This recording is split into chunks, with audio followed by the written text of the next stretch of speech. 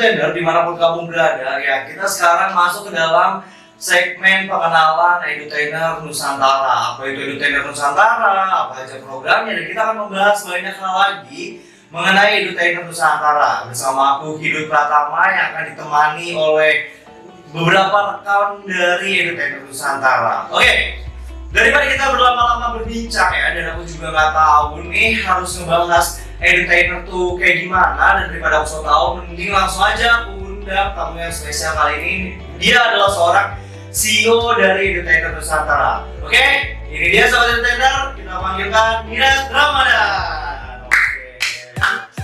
Halo Mirat, terus dong, kasih. Oke, ya sahabat Edutainer dimanapun kamu berada, beliau ini merupakan bukan salah satu ya, beliau merupakan CEO dari Edutainer Nusantara. Oke, mungkin bisa diperkenalin dulu. Oke, terima kasih banyak ya Hidup ya atas waktunya nih. Enak banget semua.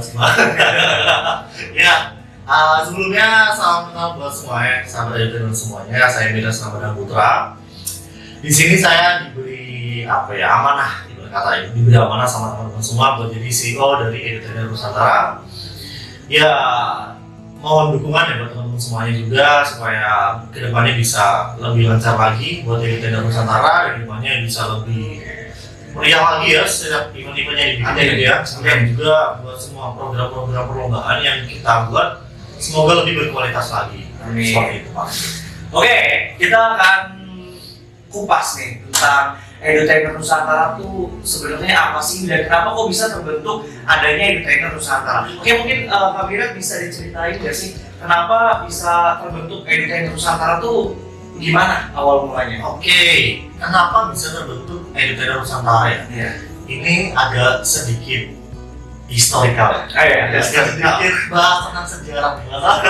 bahas masa lalu gitu ya. Nggak apa-apa ya. Oke. Bahas masa lalu, tapi memang mau nggak mau ada sebuah proses ya teman-teman ya. Di sini aku bakal jelasin bahwa memang sebuah Edutainer Nusantara ini adalah sebuah proses perjalanan panjang yang kami lalui ya, dari tahun ke tahun, dari event ke event, kemudian dari setiap semua event yang kita buat, semua program yang kita buat itu adalah sebuah perjalanan sampai akhirnya kita bikinlah sebuah Edutainer Nusantara. Nah, jadi kalau sedikit kilas balik ya, kalau sedikit klisenya adalah kita tuh mulai ada bentuk ibarat kata kita suka, kan namanya anak muda ya dia ya, kita masih kuliah dulu, pada saat itu dia masih kuliah semuanya, sama-sama masih kuliah, kemudian punya jiwa yang sama, punya keinginan yang sama.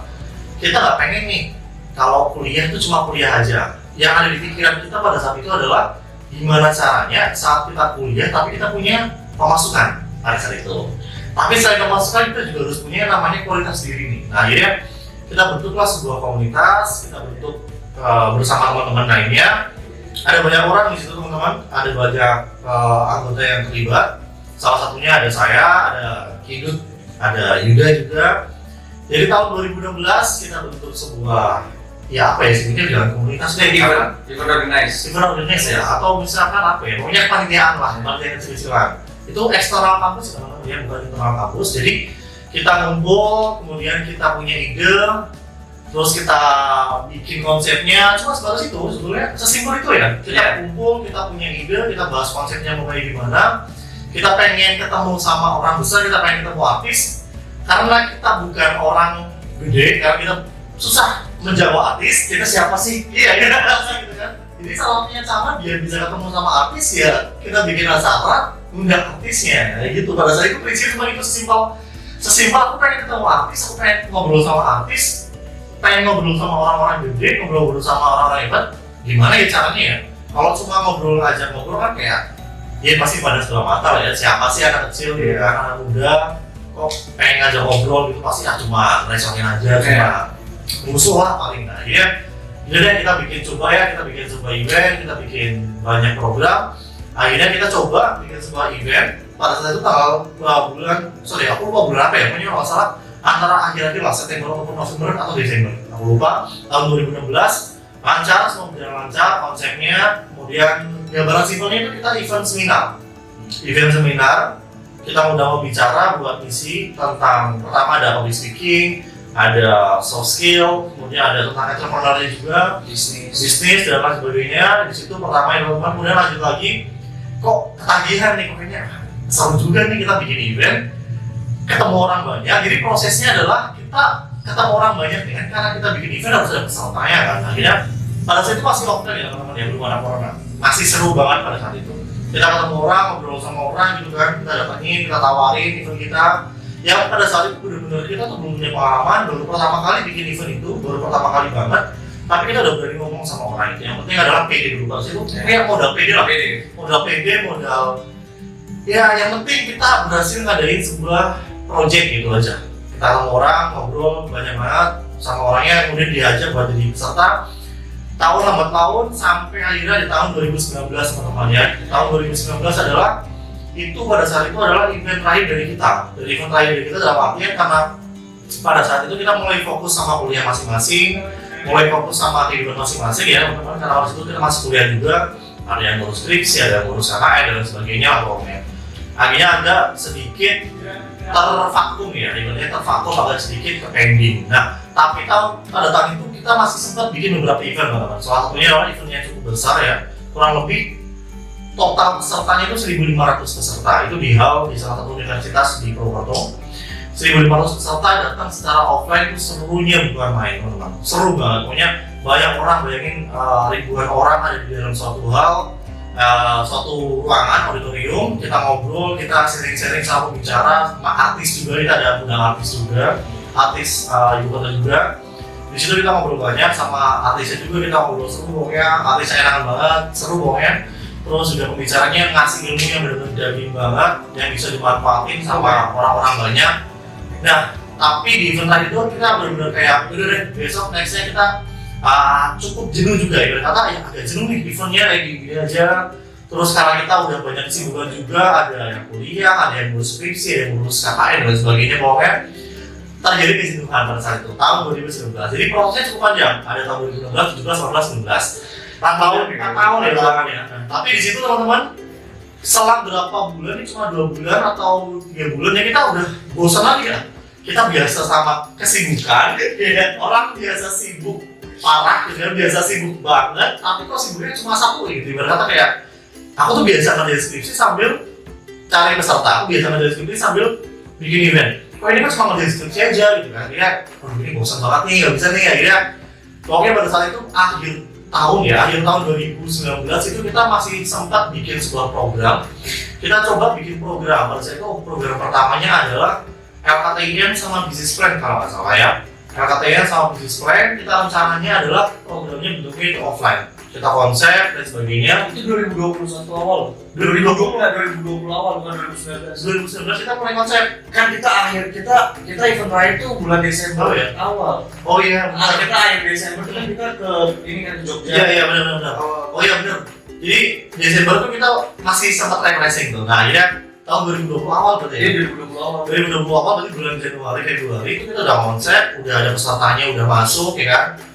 Terus tiba-tiba di akhir Februari yang mana program kita adalah harusnya offline ya kan. Seru banget tuh harusnya tuh. Harusnya tuh bener-bener peserta datang ke Purwokerto gitu kan, kita sediain hotel, kita sediain tempat wisata. Udah konsepnya udah banget lah itu, makanya kita biasa bikin event offline. Tahun 2020 Februari akhir kalau nggak salah, pokoknya masuk 12 Maret ternyata corona hinggap di Indonesia dong. Corona datang, gak ada angin, gak ada hujan, udah kayak jelangkung datang jebret, kita lockdown akhirnya. Tapi kita nggak patah tangan gitu ya kan. Tapi teman-teman, itu tuh bener-bener momennya kita udah mau mendekati banget ini nih ya, acara. Momennya udah harus presentasi, harus datang ke Purwokerto.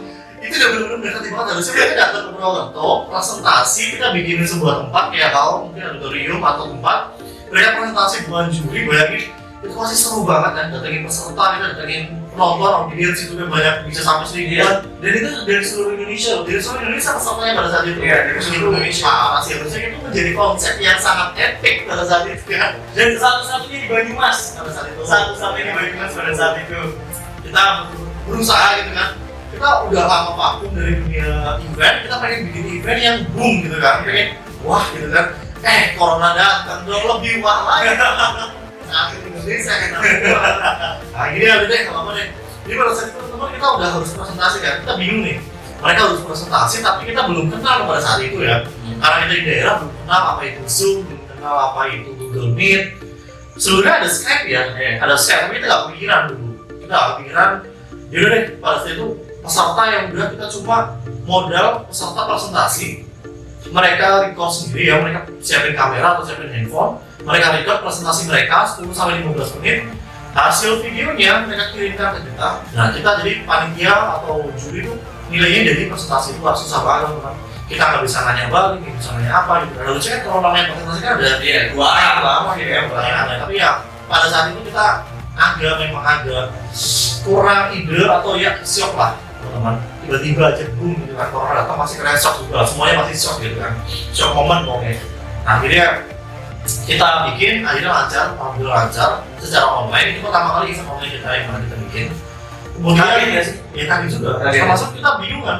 Biasa kita ketemu orang gitu kan, ngobrol sama orang, tawarin sebuah event, datang ke acara, kita bikin event yang megah gitu kan, ada peserta banyak datang gitu kan, interaksinya dapat. Nah ini kok tiba-tiba harus online, gitu, susah juga. Nah setelah event pertama selesai, kita agak introspeksi dulu nih. Ini gimana nih corona, kita mau lanjut atau enggak bikin eventnya? Karena kondisi masih corona kayak gini, kondisi kita susah juga nggak mungkin cari peserta secara offline. Karena basically pada saat itu kita bisanya offline utamanya, kita belum paham itu online. Nah saat itu udah deh kita pede aja.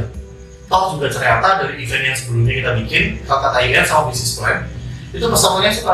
Ternyata mereka puas, tinggi gitu kan.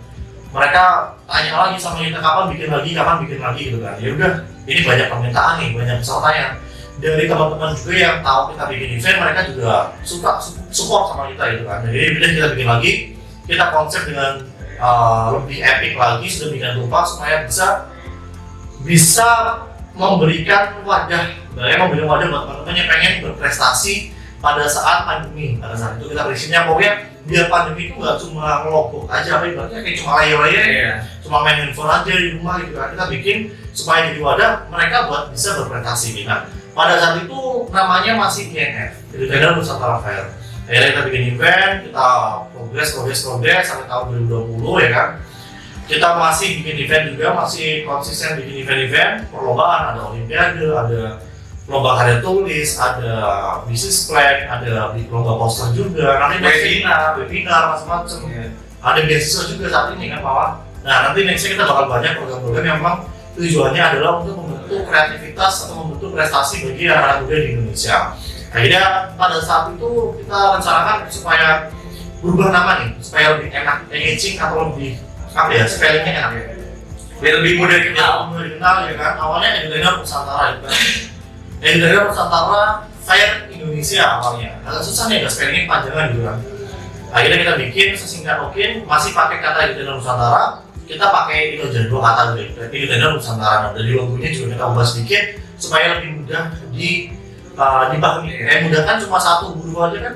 Tapi itu 1 huruf, kalau teman-teman perhatikan itu ada huruf E sama huruf N gitu. Oh di logo yang sekarang ya? Huruf E-nya kayak gini, huruf M-nya kayak gini, jadi masuk gitu kan.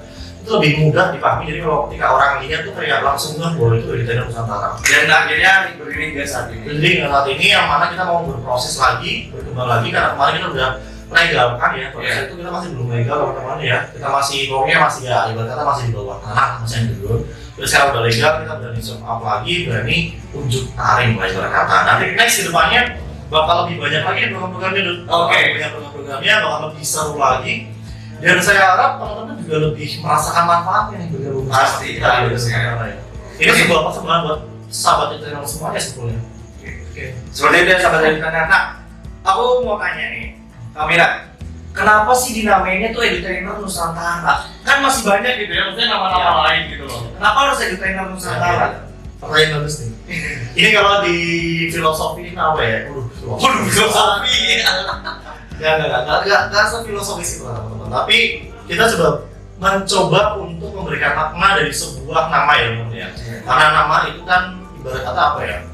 Nama bisa menjadi hal baik, juga bisa menjadi hal buruk ya. Kita berdoa supaya nama ini bisa menjadi hal baik gitu kan. Makanya kita bikin se-epic mungkin, sebagus mungkin maknanya. Edutainer Nusantara, kalau teman-teman telah di kata pertama itu ada tiga ejaan. Edu, tain, sama preneur. Kalau edunya itu kita ambil dari serapan kata edukasi, education, edukasi yang mana tentang pendidikan.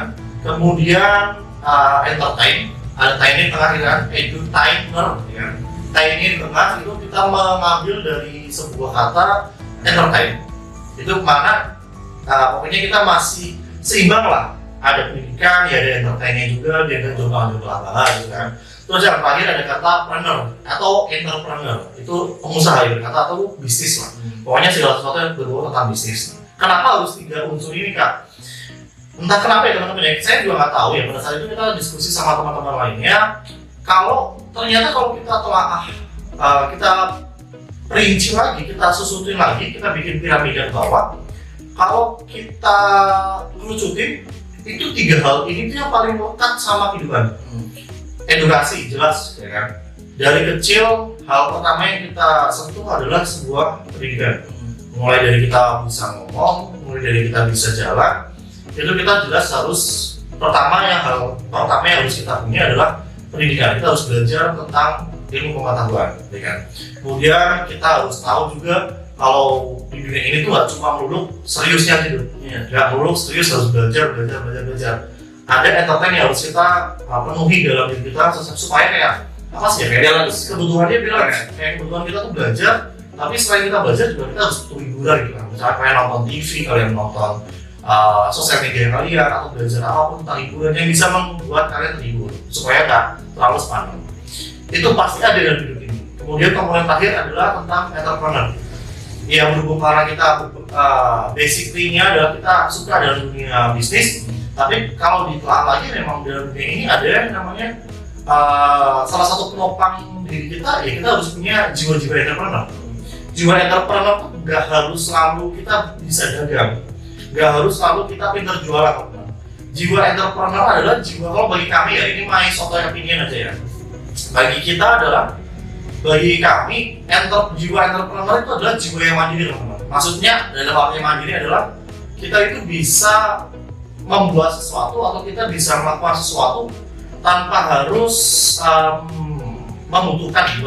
tanpa harus basically nggak harus dari sudut pandang orang lain. Kita nggak perlu bikin sudut pandang orang lain. Maksudnya dalam artinya gimana? Yang namanya entrepreneur kan mereka harus ditempa ya, mereka harus melihat segala sisi, harus melihat segala aspek gitu kan. Hal yang paling payah adalah ketika seorang entrepreneur terhasut oleh hal-hal yang gak baik. Dalam artian misalkan kalian mudah percaya sama orang, kalian mudah ke-distract sama hal-hal yang lain. Misalkan kalian pengen bisnis nih, pengen usaha, kalian melihat usaha itu cuma modal karena ada teman kalian ngomong bahwa bisnisnya bagus ya kan. Tanpa kalian telaah lebih baik, tanpa kalian telisik lagi bahwa ini fondasinya gimana gitu kan. Awal mula di sini berdiri gimana, kemudian pergerakannya gimana, bagus atau enggak. Cuma asal ngomong di sini bagus ya, semua orang pasti ngomong bisnis bagus gitu kan. Tapi kita harus perlu telaah lagi nih, ini bagus atau enggak buat kita gitu kan. Yaitu kita harus punya pendirian dalam artian ketika kita dapat instruksi atau kita dapat informasi dari orang lain, tinggal mandiri dalam kita, tinggal memilih kita untuk masuk ke situ atau enggak. Dari situ sih kedua mental entrepreneur sebenarnya. Jadi kita masukin ada edukasi, entertain, sama entrepreneur. Nah, kenapa ada Nusantara? Karena tadi Nusantara ini belum dijelasin. Itu tadi kata pertama ya, edutainer ya. Kemudian kata kedua ada Nusantara. Nah, Nusantara ini kita sebagai anak bangsa, kami sebagai anak bangsa, semua yang ada di edutainer Nusantara ini anak muda yang memang darah dari lahirnya itu memang anak Indonesia gitu kan.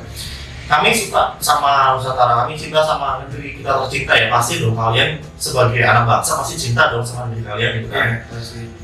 Kita menyukai sebuah sejarah, kita menyukai banyak hal yang berbau tentang Nusantara kita tercinta ya kan. Indonesia kan panjang buat dari Sabang sampai Merauke gitu kan. Sebanyak pulau-pulaunya, banyak suku budaya. Di situ kita pengen coba ibarat kata gini. Kita pengen merangkul atau kita pengen menjadi sebuah wadah yang mana itu kita nggak cuma tersenter di suatu daerah, tersenter di suatu suku misalnya, atau tersenter di suatu etnis, Nah itu kita nggak gitu, kita berharap karena di Indonesia ini banyak macam etnis, ada banyak macam suku, dari Sabang sampai Merauke kita pengen apa yang kita berikan, apa yang kita buat sebuah event itu bisa dijangkau dari Sabang sampai Merauke, kita bisa menjangkau semuanya. Kita berharap situ ke depannya. Supaya apa? Supaya kalau misalnya kita terisi dalam dunia pendidikan ya, kita kan berharap banget pendidikan di Indonesia itu bisa sejalan semuanya, rata gitu kan. Ya mau nggak mau kita harus mengakui memang pendidikan Indonesia belum rata, tapi dalam artian kita hadir pengen kayak misalkan teman-teman yang nggak dapat pendidikan secara formal, kita bisa menyediakan pendidikan secara non formalnya di situ. Sebenarnya harapan kita di situ. Kita memang sengaja untuk kasih kata Nusantara supaya kita itu bisa besar dan bisa merangkul Nusantara ini. Dalam artian ya, kita berharap kita bisa berpartisipasi lah, walaupun nggak banyak. Maksudnya ada banyak hal di Indonesia ini. Kalau misalnya kita tanya apa sih Indonesia yang bisa bantu buat kita, itu kalau kita harus balik. Apa yang kita bisa berikan buat Indonesia tercinta ini?